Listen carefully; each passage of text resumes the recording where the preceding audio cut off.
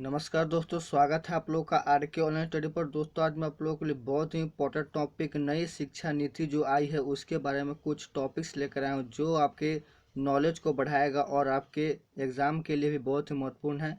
तो जितने भी अभिभावकगण और छात्र हैं वो इस वीडियो को काफ़ी ध्यानपूर्वक देखें।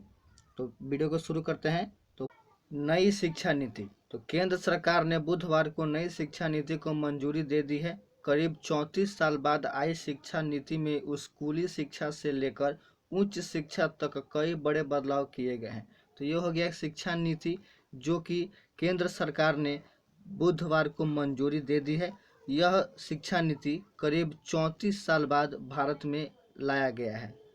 अगला पॉइंट है शिक्षा नीति पर खर्च। तो पहले शिक्षा पर सरकारी खर्च 4.43% होता था, लेकिन अब इसे बढ़ाकर जीडीपी का 6% तक करने का लक्ष्य है। यानी कि इस नीति के आने के पहले पूरे भारत में शिक्षा नीति पर 4.43% खर्च किया जाता था, लेकिन अब इस नीति के बाद शिक्षा नीति पर खर्च किया जाएगा जीडीपी का 6% तक।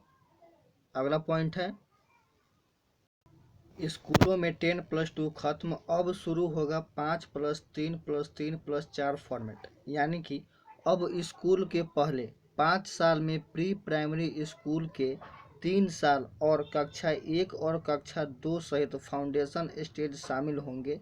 इन 5 साल की पढ़ाई के लिए एक नया पाठ्यक्रम तैयार होगा। यानी कि अब कक्षा 1 से पहले बच्चों को 3 साल तक प्री प्राइमरी की शिक्षा ग्रहण करनी पड़ेगी। उसके बाद कक्षा 1 और कक्षा 2 में फाउंडेशन स्टेज शामिल होंगे और इन पूरे 5 साल की पढ़ाई के लिए नया पाठ्यक्रम तैयार किया जाएगा। अब बात करते हैं इस 3 की। तो इस 3 का मतलब है अगले 3 स्टेज का, यानी कि कक्षा 3 से कक्षा 5 तक का होगा। इसके बाद 3 साल का मिडिल स्टेज आएगा, यानी कक्षा 6 से 8 तक का स्टेज। अब कक्षा 6 से बच्चों को प्रोफेशनल और स्किल की शिक्षा दी जाएगी। स्थानीय स्तर पर इंटर्नशिप भी कराई जाएगी, यानी कि स्थानीय स्तर पर बच्चों में कंपटीशन भी कराई जाएगी और बच्चों को 6ठे क्लास से ही प्रोफेशनल और स्किल का शिक्षा दिया जाएगा। अब आते हैं स्टेज 4 में। तो स्टेज 4 यानी कि यह 4 साल का होगा और इन 4 सालों में बच्चे 9th से लेकर 12th तक का शिक्षा ग्रहण करेंगे। इसमें बच्चों को विषय चुनने की आज़ादी होगी। अब इन 4 सालों की पढ़ाई में कोई भी बच्चा साइंस या मैथ के साथ साथ फैंसिंग डिजाइनिंग का भी विषय लेने की आज़ादी रहेगी।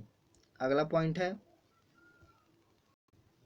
5वीं कक्षा तक मातृभाषा में पढ़ाई। यानी कि अब नई शिक्षा नीति में 5वीं तक और जहां तक संभव हो सके 8वीं तक मातृभाषा में ही शिक्षा उपलब्ध कराई जाएगी।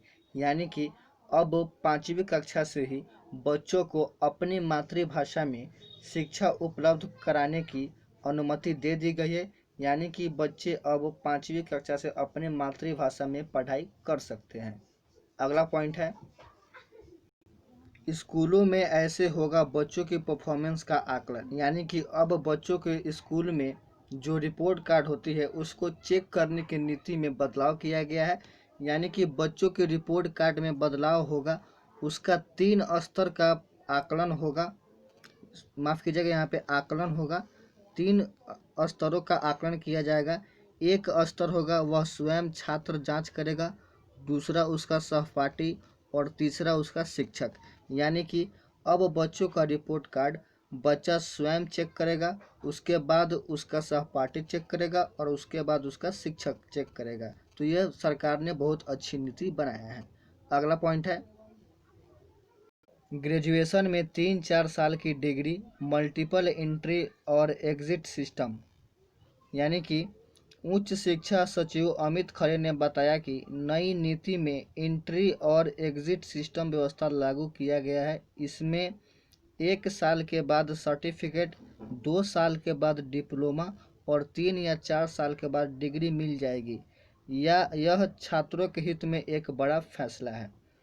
यानी कि अब ग्रेजुएशन में पहले 3 साल पढ़ाई करने के बाद ही डिग्री मिलती थी, लेकिन अब इस नई नीति के अनुसार अब छात्र अगर 1 साल पढ़ाई करते हैं तो उनको सर्टिफिकेट मिलेगा, अगर 2 साल पढ़ाई करते हैं तो उनको डिप्लोमा मिलेगा, और 3 साल पढ़ाई करते हैं तो उनको डिग्री मिल जाएगी। यह बहुत अच्छी नीति बनाई है।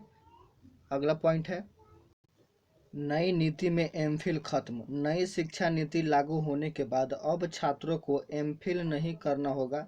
नई नीति लागू होने के बाद अब छात्र ग्रेजुएशन या पोस्ट ग्रेजुएशन और उसके बाद सीधे पीएचडी करेंगे। यानी कि 4 साल का ग्रेजुएशन डिग्री प्रोग्राम, फिर एमए, और उसके बाद बिना एमफिल के सीधा पीएचडी कर सकते हैं। यानी कि अब छात्र बिना एमफिल किए हुए पीएचडी कर सकते हैं। पहले एमफिल करने के बाद ही पीएचडी करना पड़ता था, लेकिन अब नई शिक्षा नीति में इसे ख़त्म कर दिया गया है। अब छात्र बिना एमफिल किए हुए पीएचडी की डिग्री हासिल कर सकते हैं। अगला पॉइंट है, कॉलेजों को कॉमन एग्जाम्स का ऑफर। नई शिक्षा नीति के तहत उच्च शिक्षण संस्थानों में प्रवेश के लिए कॉमन एंट्रेंस एग्जाम का ऑफर दिया जाएगा। यह संस्थान के लिए अनिवार्य नहीं होगा, राष्ट्रीय परीक्षा एजेंसी यह परीक्षा कराएगी। यानी कि अब कॉलेजों में कॉमन एग्ज़ाम का ऑफर दिया जाएगा। यानी कि अब कॉलेज में एडमिशन लेने के लिए एंट्रेंस एग्ज़ाम कराया जाएगा, जो कि परीक्षा एजेंसी कराएगी। अगला पॉइंट है,